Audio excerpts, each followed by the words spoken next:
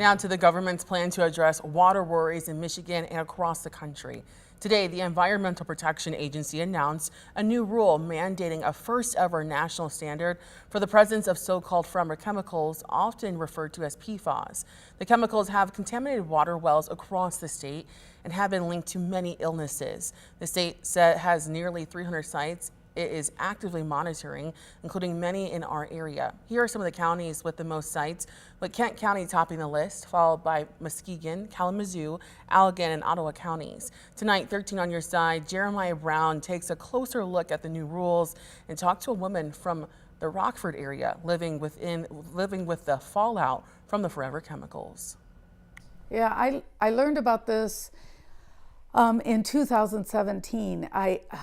My husband had passed the year before of liver cancer, and it was the next year that I learned that my groundwater was contaminated with some of the highest rates of drinking water that have been seen. Sandy Wynn-Stelt lives across the street from the former Wolverine Worldwide dump site in Belmont, where capping and waste relocation is now taking place. Her groundwater has been contaminated with PFAS that had been dumped decades ago, and she has been in the fight for tougher PFAS regulations since 2017. It seems so, I don't know, weird to me that this was never regulated. How did we have an environmental protection agency that never protected the environment?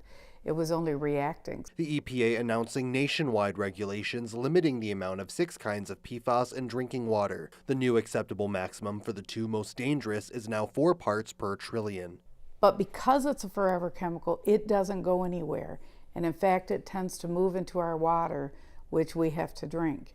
The problems with this is that it's also bioaccumulative, so it doesn't leave us. Since the 1940s, the chemicals have been used in everyday items such as nonstick cookware, stain-resistant clothing, and firefighting foam for repelling oil, water, and resisting heat, but is also linked to causing cancer and other illnesses. The EPA says the new regulations are expected to reduce PFAS exposure for 100 million people. If you go to your state and local and federal officials with a problem and asking for specific things to be done, over time, it can have quite an impact. So it really does give me hope.